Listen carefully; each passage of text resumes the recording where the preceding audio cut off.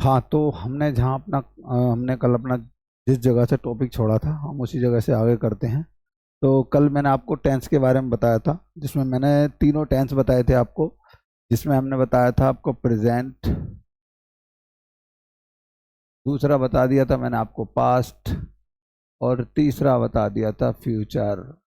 और इसके मैंने आपको चार पार्ट भी बता दिए थे, कि जिसमें हम आपको बताया था कि इंडेफिनिट और आपका कंटिन्यूअस, परफेक्ट, परफेक्ट कंटिन्यूअस। ठीक।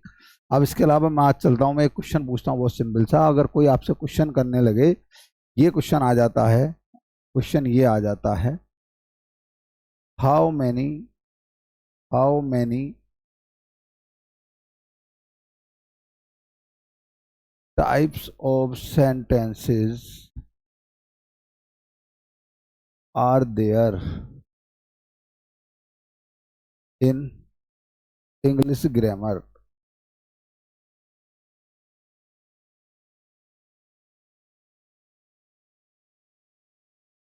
अब उसमें आपको ऑप्शन देगा, नंबर एक 5, नंबर 2 4, नंबर 3 और नंबर 4 पर दे देगा आपको वो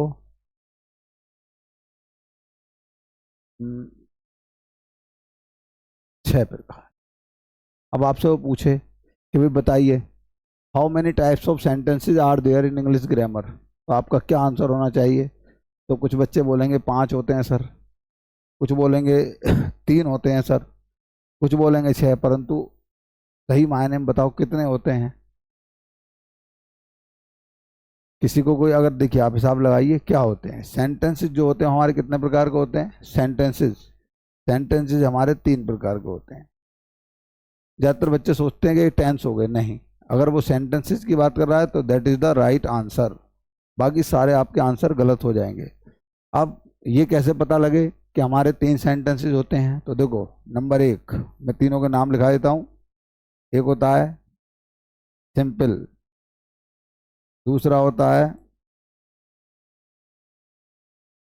कॉम्प्लेक्स, और तीसरा होता है कंपाउंड।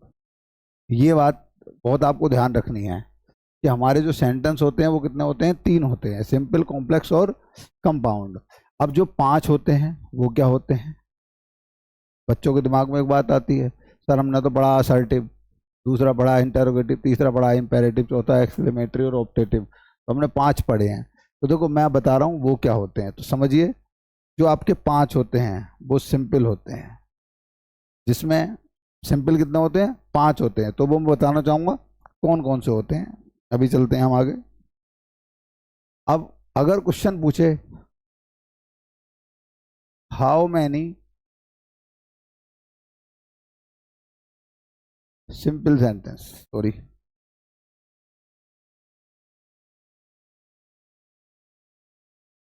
अब देखो मैं बात करता हूँ, सबसे पहले हम लिखेंगे सिंपल सेंटेंस। सिंपल सेंटेंस, देखो सिंपल सेंटेंसेस क्या होते हैं पहले तो ये समझ लीजिए एक बार को। सिंपल, कॉम्प्लेक्स और कंपाउंड, इन दोनों में तीनों में अंतर क्या होता है? तो सिंपल वह सेंटेंस होता है जिसमें केवल एक फाइनाइट वर्ब होती है। कॉम्प्लेक्स वह होता है जिसमें एक से अधिक फाइनाइट वर्ब पाई जाती हैं।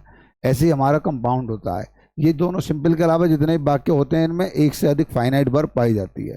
अब कुछ स्टूडेंट्स का आंसर क्वेश्चन ये होता है कि sir what is finite verb, what is finite verb,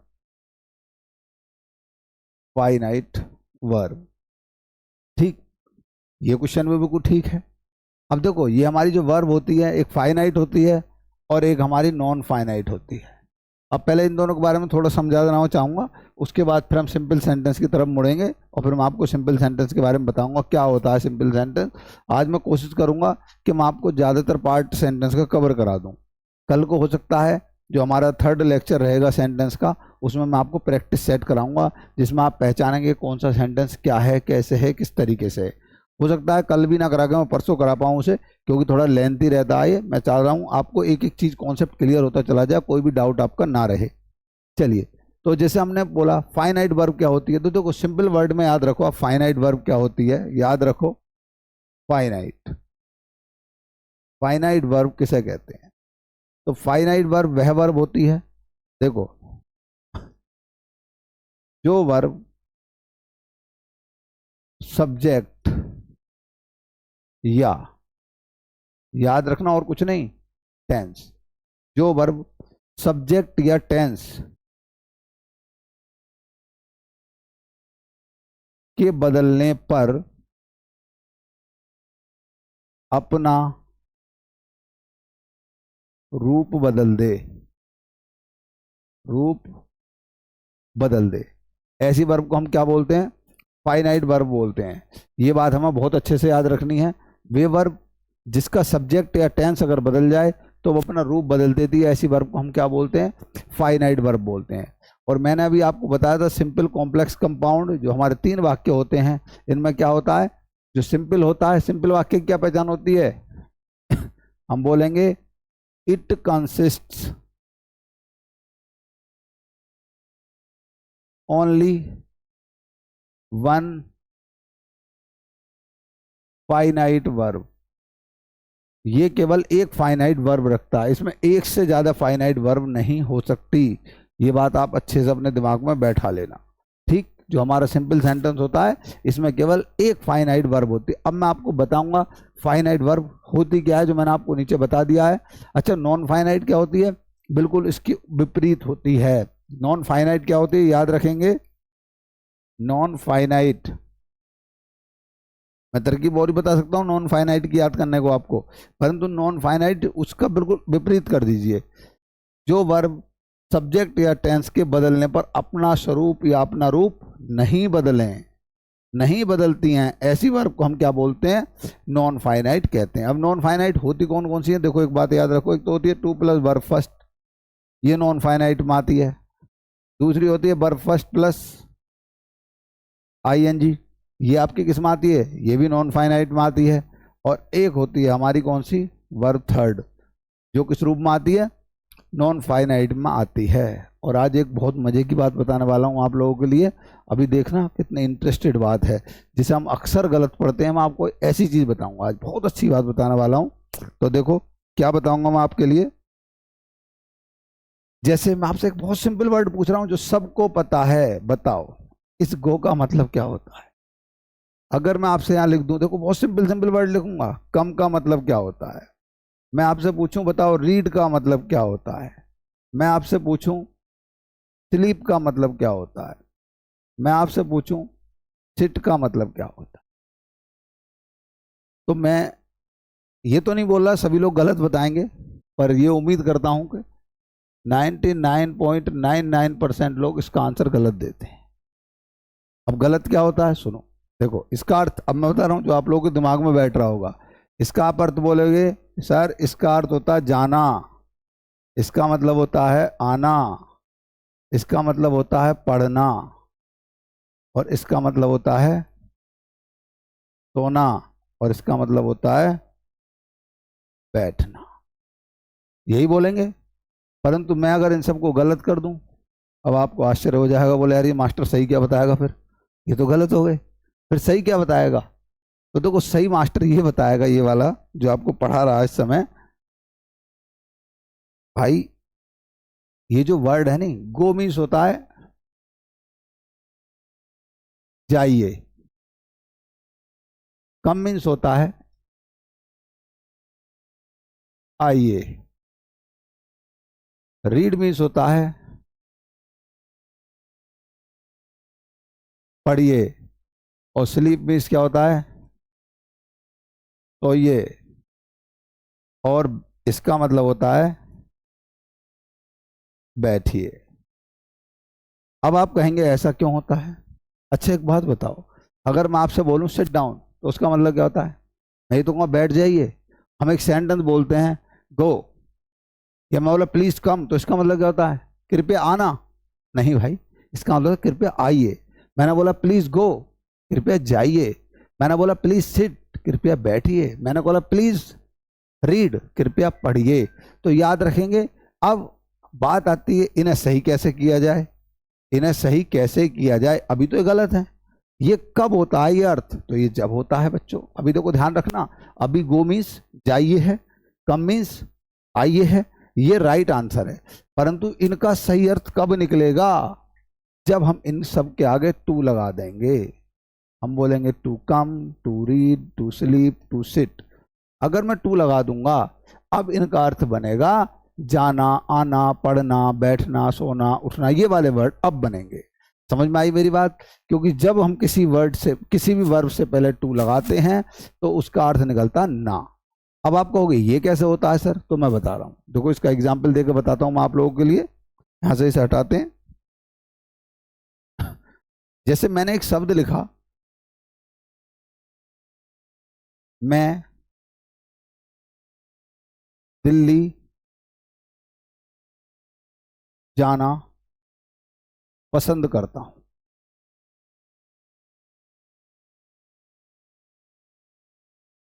तो देखो सिंपल सी बात, इस सेंटेंस को मैं कैसे बनाऊंगा? अब देखो याद रखना, ये वर्ड क्या लिखा मैंने? जाना। इसका अर्थ कभी भी गो नहीं हो सकता, इसकी अंग्रेजी होगी टू गो। अब आप कहोगे सर टू गो कैसे होगी? तो देखो सुनिए ध्यान से जरा। मैंने कहा आई, फिर लगाएंगे पसंद करता हूं, तो हम बोलेंगे लाइक। अब क्या है? जाना, तो हम बोलेंगे टू गो टू दिल्ली। अब बात समझ में आई आपको? तो आपको ये पता लग गया, जब भी किसी शब्द का अर्थ ना निकलेगा, कोई वर्ब के अंत में आपको ना लगा हुआ मिले, तो आप समझ लेना उसका मतलब क्या होता है। तो I like to go to Delhi, तो इसका मतलब क्या हो गया? ये टू गो जो लगा हुआ है इसका मतलब है जाना। तो हमें ये पता लग गया, ठीक है भाई? अच्छा, दूसरी बात इसकी एक और होती है। अगर कोई आपसे ये पूछे, अगर कभी कभी ऐसे पूछ लेना कि सपोज दैट किसी वर्ब में आईएनजी लगा हुआ है, तो उसका अर्थ क्या है? बोले सर तब भी उसका अर्थ ना निकलता है। जैसे एक वर्ड होता है, आप लोगों ने खूब पढ़ा होगा, smoking is injurious to health. तो देखो क्लियर सी बात है, स्मोकिंग, मैंने बोला ये जो हमारी नॉन फाइनाइट वर्ब होती हैं उनका ज्यादातर अर्थ क्या निकलता है? ना निकलता है। समझ रहे हो मेरी बात को? तो आईएनजी आ रहा है, तो स्मोकिंग क्या है? ये क्या है बताइए? इसे हम क्या बोल सकते हैं? इसे हम बोलते हैं जीरेंड। क्या बोलते हैं? जीरेंड। अब जीरेंड क्या होता है? Verb first plus ING equal to gerund कहलाता है। टू प्लस वर्ब फर्स्ट बराबर इन्फिनेटिव कहलाता है। इसको हम क्या बोलेंगे? इन्फिनेटिव। कुछ वर्ब आती हैं वेयर इन्फिनेटिव कहलाती हैं, जिसके आगे टू नहीं लगाते। लेट के साथ कभी टू नहीं लगता है, तो ऐसे कुछ वर्ड होते हैं जिनके साथ हम टू नहीं लगाते हैं, तो उन्हें वेयर इन्फिनेटिव बोलते हैं। वो भी मैं आपको बताऊंगा। अभी सिर्फ मैं इतना बताना चाह रहा हूँ कि हमारे वर्ड ऐसे भी होते हैं, तो उन्हें गलत प्रोनाउंस ना करें। उसके बाद आगे चलते हैं, जो हमारा टॉपिक है उस पर हम बात करते हैं। तो मैंने अभी क्या बताया? फाइनाइट वर्ब क्या होती हैं? वे वर्ब जो, फाइनाइट वर्ब कैसी वर्ब होती हैं? वे वर्ब जो सब्जेक्ट या टेंस के बदल जाने पर अपना रूप नहीं बदलती, फाइनाइट वर्ब कहलाती हैं। जैसे कि हम बात करेंगे, जैसे मैंने एक शब्द लिखा, मैंने कहा I am reading a book. अब आप खुद समझिए, मैंने कहा I am reading a book. तो ये बताओ, मैंने अभी क्या बोला? मैंने दो वर्ड बोले थे, एक मैंने सब्जेक्ट बोला था, एक मैंने सब्जेक्ट बोला था, और दूसरा मैंने टेंस बोला था। ठीक है? तो एक वर्ड हमारा होता है टेंस और एक होता है हमारा सब्जेक्ट। तो यदि मैं सब्जेक्ट या टेंस बदल दूं, तो जो वर्ब बदल जाए वो फाइनाइट है। अब देखो कौन सी वर्ब बदलेगी? अब मैं क्या कर रहा हूं, मैं इस वाले आई को बदलना चाह रहा हूं, मैं सब्जेक्ट बदलना चाह रहा हूं स्टूडेंट्स। मैंने यहां पर कर दिया ही। अब बताओ सेंटेंस सही है? अब गलत हो गया। तो सही कैसे होगा? He is reading a book. बताओ ये बात सही है गलत बच्चों? स्टूडेंट ये बात तो बिल्कुल सही है। अब तो देखो आपने क्या देखा, क्या रीडिंग पर कोई असर पड़ा? नहीं पड़ा। कैसी वर्ब है ये? याद रखना, नॉन फाइनाइट। परंतु इस पर असर पड़ गया? जी बिल्कुल पड़ गया। तो ये कैसी वर्ब है? फाइनाइट। अब एक बात तो क्लियर हो गई, मैंने बोला टेंस बदल दो, किसी ने मुझसे बोल दिया सर इसका पास्ट कर दो। मान लो भाई पास्ट कर देते हैं। अब जैसे मैंने पास्ट किया, अब क्या बनेगा सेंटेंस? ये जल्दी बोलो। He was reading a book. तो जल्दी से बताओ मुझे क्या बदला? ये बदला नहीं, बदला मेरे भाई, ये नहीं बदला, परंतु ये बदल गया। तो जो वर्ब बदल जाती है, किसके बदलने पर, सब्जेक्ट या टेंस के बदलने पर जो वर्ब बदल जाए वो कहलाती है फाइनाइट। और जो वर्ब सब्जेक्ट या टेंस के बदलने पर नहीं बदलती है उस वर्ब को हम बोलते हैं नॉन फाइनाइट। ये बात क्लियर है भी सभी को? यही पहचान होती है एक सिंपल सेंटेंस की। अभी मैं सिंपल सेंटेंस बताऊंगा तो उनमें ये बताऊंगा आपको जरूर, केवल और केवल एक ही फाइनाइट वर्ब मिलेगी, बाकी सारी नॉन फाइनाइट रहने वाली हैं। चलिए अब हम बात करते हैं सिंपल सेंटेंस भाई होते कौन कौन से हैं। सिंपल सेंटेंस, अभी मैंने केवल क्या बताया था आपको, सेंटेंस कितने प्रकार के बताए थे मैंने आपको, 3 प्रकार के। Number 1 simple, number 2 complex, number 3 compound. आज का जो हमारा टॉपिक रहेगा वो सिंपल सेंटेंस रहेगा। तो देखो सिंपल सेंटेंस समझो कितने प्रकार के होते हैं भाई, ध्यान रखना सभी लोग, भूल मत जाना, ये 5 प्रकार के होते हैं। और कुछ बुक में तो आपको पता है कितने प्रकार के मिलेंगे, 4 प्रकार के मिलेंगे, और यहाँ 5 प्रकार के मिलेंगे। नंबर एक होता है असर्टिव, जिसे हम डिक्लेरेटिव भी बोल देते हैं, याद रख लेना, डिक्लेरेटिव भी बोलते हैं क्योंकि इसमें चीज डिक्लेयर की जाती है, इसमें चीज डिक्लेयर की जाती है, तो इसे हम असर्टिव बोलते हैं। असर्टिव में 2 चीज आती हैं, कौन कौन से आते हैं ध्यान रखना। नंबर 1 अफर्मेटिव, जिसे हम पॉजिटिव भी बोल देते हैं, और दूसरा निगेटिव। ये 2 चीज किस में आती हैं मेरे भाइयों, असर्टिव के अंदर आती है। नंबर 1। नंबर 2, दूसरा वाक्य क्या होता है मेरा, इंटेरोगेटिव। अब हम बात करते हैं इंटेरोगेटिव में भी 2 आते हैं, कौन कौन से आते हैं। तो इंटेरोगेटिव की बात करें तो एक आता है सिंपल इंटेरोगेटिव, एक आता है सिंपल इंटेरोगेटिव, और एक आता है हमारा डबल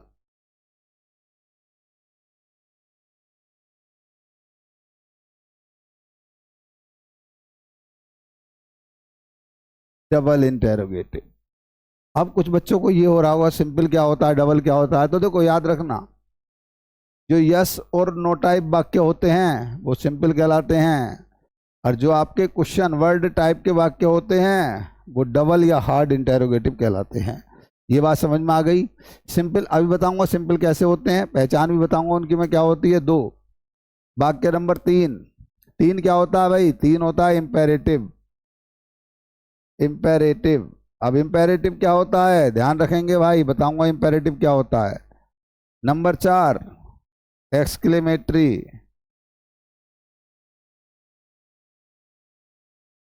और नंबर 5 की बात करें तो ऑप्टेटिव। अब मैंने लिखा तो दिए, अब पहचान कैसे कराऊं कि क्या है असर्टिव, क्या है इंटेरोगेटिव, क्या है इम्पेरेटिव, क्या है एक्सक्लेमेटरी, क्या ऑप्टेटिव। तो देखो आज के बाद कभी भूलोगे नहीं, ऐसी पहचान बता दूंगा मैं आपको सिंपल सी। तो देखो याद रखना, इंग्लिश की पहचान, इसके पीछे ये मिलेगा आपको, क्या इसे क्या बोलते हैं, फुल स्टॉप। अरे एक मजे की बात बताता हूँ, देखो इसे क्या बोलते हैं, अगर ये तो फुल स्टॉप और आई के ऊपर बिंदु लग जाए तो इसे क्या बोलते हैं, उसे बोलते हैं टिटल। क्या बोलते हैं, टिटल। एक होता टाइटल और एक होता टिटल, तो बताऊंगा उसके बारे में भी मैं आपको। नेक्स्ट इंटेरोगेटिव की बात करें तो इसकी पहचान क्या होती है, सिंपल सा याद रखो, इंटेरोगेटिव की सबसे इजी पहचान, पीछे क्वेश्चन मार्क लग गया। कुछ बच्चे तो उसे बोलते हैं क्वेश्चन मार्क चिन्ह, नहीं भाई क्वेश्चन मार्क होता है सिर्फ, ठीक। इंपेरेटिव की पहचान देखो याद रखना,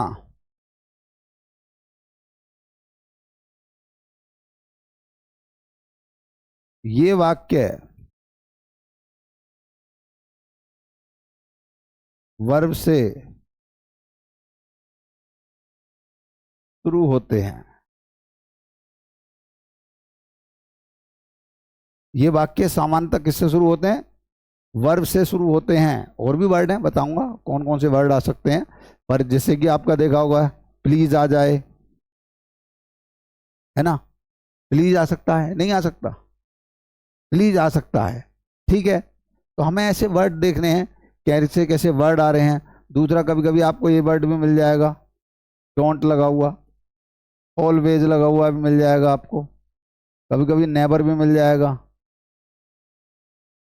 तो बहुत सारे वर्ड आपको ऐसे मिलेंगे, परंतु इसमें क्या नहीं होगा, याद रखेंगे, इनमें क्या नहीं होता, इनमें subject you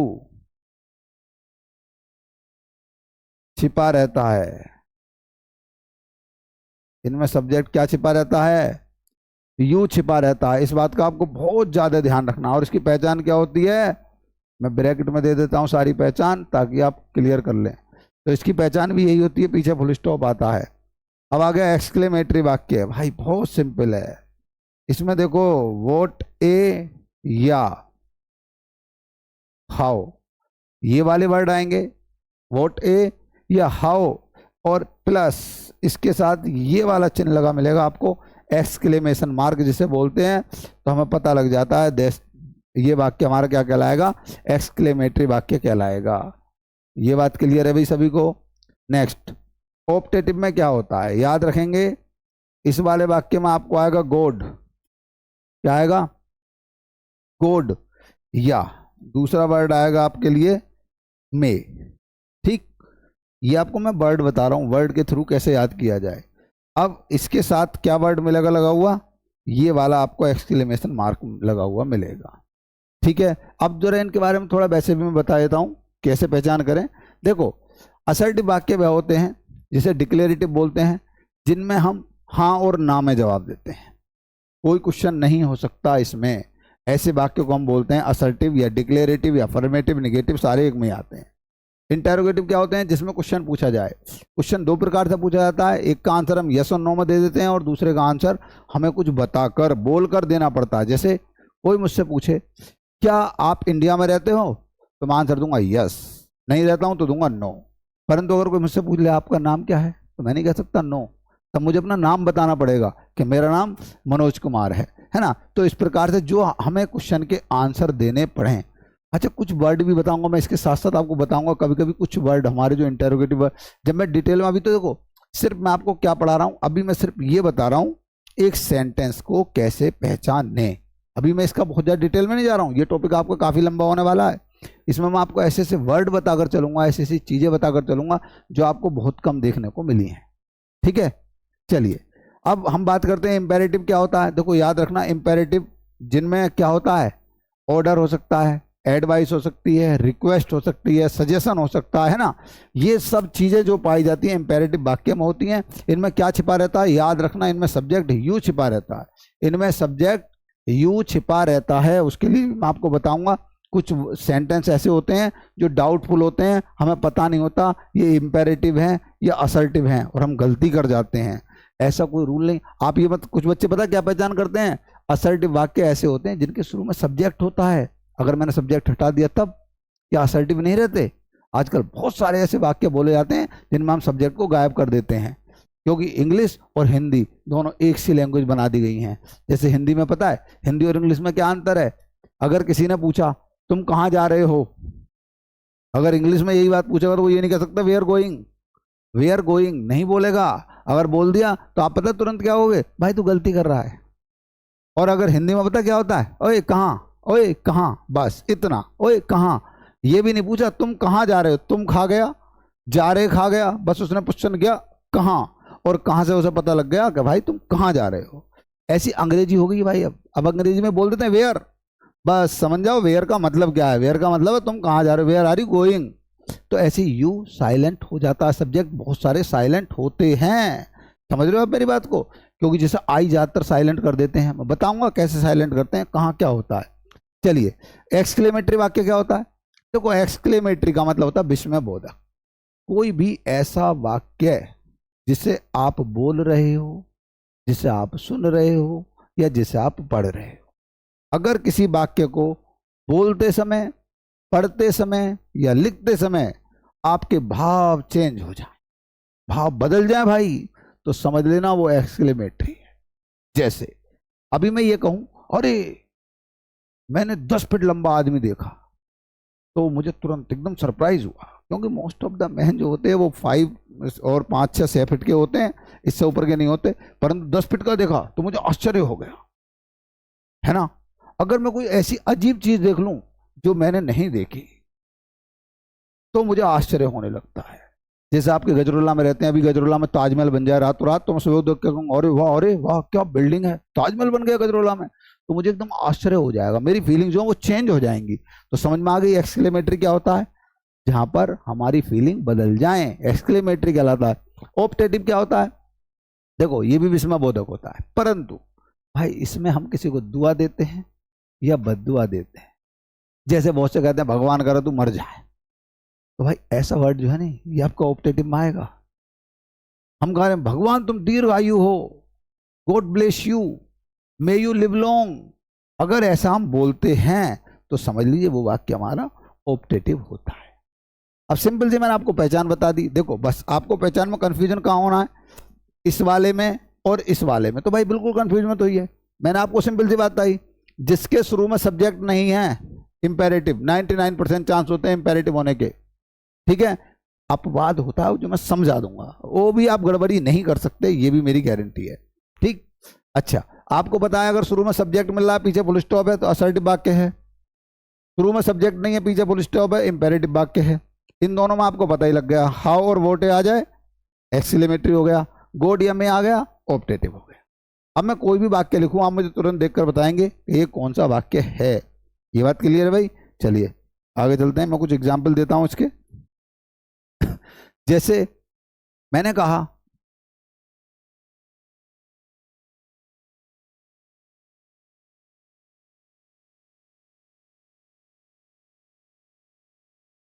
won't an idea, मैंने कहा वोट एन आइडिया। दूसरा मैंने बोला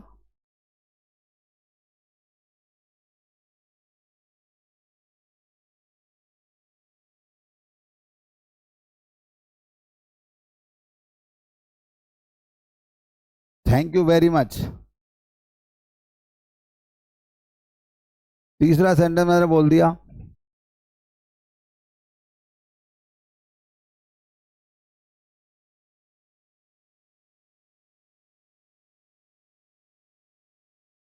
कॉल यू लेटर। चौथा मैंने बोल दिया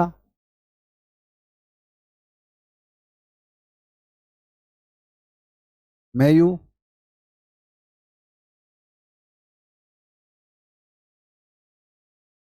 live a good life.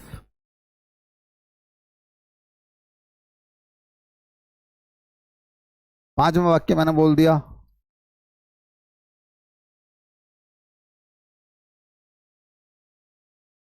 Do you know मी। और एक क्वेश्चन मैंने बोल दिया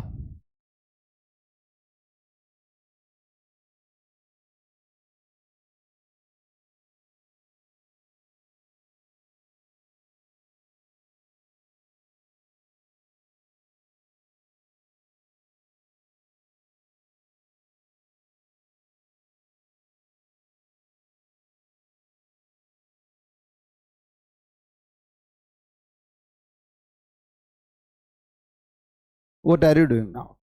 अब ये मैं वाक्य अगर आपसे पूछूं तो आप बता सकते हो।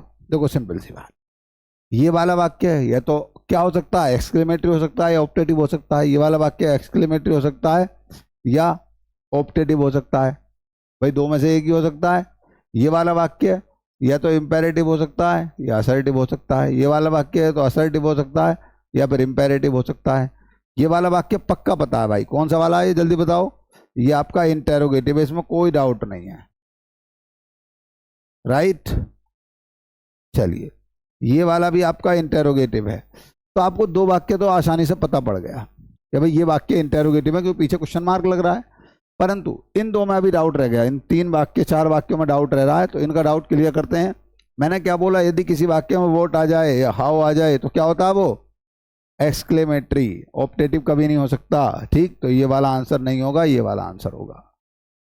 इन दोनों को भी छोड़ दीजिए, इस पर आ जाओ, पहले इन्हें क्लियर करते हैं। मैंने बोला मे या गॉड आ जाए तो ऑप्टेटिव होता है, वो एक्सक्लेमेटरी कभी नहीं हो सकता, तो ये बात क्लियर। नेक्स्ट चलते हैं अब इसके बाद। अब इनमें डाउट रह गया, तो देखो एक बात बताओ, मैंने क्या बोला इंपेरेटिव कैसे वाक्य होते हैं, जिनके सब्जेक्ट जो होता है शुरू में वर्ब से शुरू होते हैं, ठीक बात है, वर्ब से शुरू हो रहा है, वर्ब से शुरू हो रहा है, परंतु उनके सब्जेक्ट क्या छुपा रहता है। मैंने बोला जिसमें यू सब्जेक्ट छुपा रहे। अब आप खुद सोचो, क्या मैं बोल सकता हूँ यू? क्या मैं लगा सकता हूँ यू? अगर मैं यू लगाकर बोलूँ तो क्या सेंटेंस मेरा सही हो जाएगा? मैं बोल सकता हूँ यू थैंक यू, तुमने तुम्हें धन्यवाद किया? कभी नहीं बोल सकता। तो यहाँ पर क्या छिपा हुआ है? आई। और यहाँ पर क्या छिपा हुआ है? आई। दोनों जगह आई छिपा हुआ है। तो ये वाक्य कैसे हैं? ये दोनों वाक्य असर्टिव हैं, इनमें कोई सा भी इंपेरेटिव नहीं है। तो याद रखना, जिनका ऑब्जेक्ट यू होता है उनमें कभी भी सब्जेक्ट यू नहीं होता। ये बात आप क्लियर रखना, क्योंकि कभी भी सब्जेक्ट और ऑब्जेक्ट एक नहीं हो सकते। ये बात क्लियर है भाई? तो आपको यहाँ तक ये बात क्लियर समझ में आई कि हमें सेंटेंस कैसे पहचानना है, इंपेरेटिव कैसे पहचानेंगे? इंपेरेटिव पहचानेंगे जो वाक्य वर्ब से शुरू होते हैं, जो वाक्य वर्ब से शुरू होते हैं उनमें सब्जेक्ट यू छिपा हुआ रहता है, ऐसे वाक्य को हम बोलते हैं इंपेरेटिव वाक्य। तो उनका भी मैं एग्जाम्पल अभी दे रहा हूँ। इंपेरेटिव वाक्य क्या क्या हो सकते हैं, जैसे मैंने आपको बताया, देखो मैंने बोला प्लीज डू इट, ये कैसा वाक्य है आपका? इसमें कहीं सब्जेक्ट दिखाई दे रहा है? नहीं, यू भी छिपा हुआ नहीं दिख रहा। तो हमें ये पता है ये पक्का हमारा क्या है, ये हमारा इंपेरेटिव वाक्य है। ठीक है। यदि मैं बाद में एक बात करूं, मैंने बोला सिट हेयर, बताओ ये कैसा वाक्य है? ये हमारा इंपेरेटिव वाक्य हो जाएगा, क्योंकि इसमें यू छिपा हुआ है शुरू में। अगर मैं और बात करता हूं, मैंने कहा डोंट स्पाइट हेयर, तो ये वाक्य कैसा है मेरा? इंपेरेटिव वाक्य हो जाएगा। तो मुझे ये पता है जिन वाक्य के शुरू में यू छिपा रहता है उन वाक्यों को हम क्या बोलते हैं? इंपेरेटिव। जैसे और भी वाक्य बोल सकता हूं, मैंने बोला नेवर टेल ए लाई, और भी बताऊंगा इसका लॉजिक। मैं बोल सकता हूं ऑलवेज हेल्प द पुअर। अब देखो समझो, ये सब क्या है? मैंने जितने भी एग्जाम्पल आपको दिए हैं सब इंपेरेटिव वाक्य के दिए हैं। ठीक है। अब देखो इनमें आप ये देखो मैंने क्या बोला, इंपेरेटिव वाक्य क्या होते हैं? इंपेरेटिव वाक्य क्या होते हैं? जिनमें हम आज्ञा देते हैं, ऑर्डर देते हैं, है ना, प्रार्थना करते हैं, सुझाव देते हैं। तो ऐसी चीजें होती हैं वो किस में होती हैं? इंपेरेटिव में होती हैं। मैंने कहा प्लीज डू इट, तो आपको प्लीज से पता लग जाएगा इट इज रिक्वेस्ट। ठीक। मैंने बोला सिट हेयर, तो यहाँ ऑर्डर है, यहाँ बैठ जाइए। मैंने कहा डोंट स्पाइट हेयर, ये एडवाइस है, सलाह है, यहाँ मत थूकिए। या हम बोल सकते हैं हेयर एंड देयर, इधर उधर, या टू एंड फ्रो बोल सकते हैं, इधर उधर मत थूकिए। हमने बोला नेवर टेल ए लाई, सलाह है, कभी मत झूठ मत बोलो, कभी झूठ मत बोलो। ऑलवेज हेल्प द पुअर, हमेशा गरीबों की मदद करो। ये सब क्या है? जिस वाक्यों से सलाह, देखो मैं आपको लिखवा देता हूं, जिन वाक्यों से सलाह, प्रार्थना,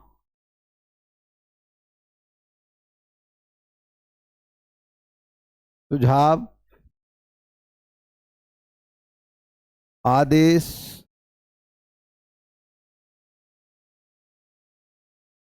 धमकी, है ना।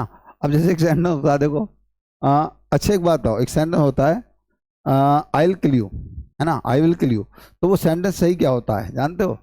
ज्यादातर बच्चे पता है उसे कैसे बनाते हैं? ज्यादातर बच्चे लिखते हैं आई kill you, I kill you. ये बिल्कुल गलत होता है। आई किल यू नहीं होता मेरे भाइयों, सेंटेंस होता है आई विल किल यू। क्योंकि हमारे जो प्रोनाउंस है नहीं, ये बहुत कमाल की चीज है हमारा। इसका मतलब हम इसे बोलते हैं आई विल किल यू। वो आई विल बोलता आई विल, वो आई विल नहीं बोलता, आई विल किल यू। तो आई विल किल यू से समझ जाइए कि मैं तुम्हें मार दूंगा, तो ये फ्यूचर का है। अब यहाँ सेल क्यों नहीं लगाया? क्योंकि विल आपको पता है आई के साथ सेल लगता है, सामान्य बात में जब धमकी देते हैं तो उल्टा हो जाता है, इसलिए आई के साथ क्या आ गया? विल आ गया। तो इस प्रकार से हमें चीज़ों को समझते हुए चलना है। चलो एक शब्द और बता जाता हूँ मैं आपके लिए जाते जाते, बाकी कल कराएंगे अपनी क्लास। जैसे एक वर्ड बताओ, ये इस वर्ड का उच्चारण कौन बताएगा? मैं कमेंट में नहीं दे रहा, प्रॉब्लम आ जाएगी आप लोगों को, बताता हूं। देखो इस वर्ड का उच्चारण सभी लोग करते हैं ये, जो बिल्कुल गलत है। ठीक। ये आर नहीं होता मेरे भाइयों, ये होता है आ। क्या होता है ये? आ।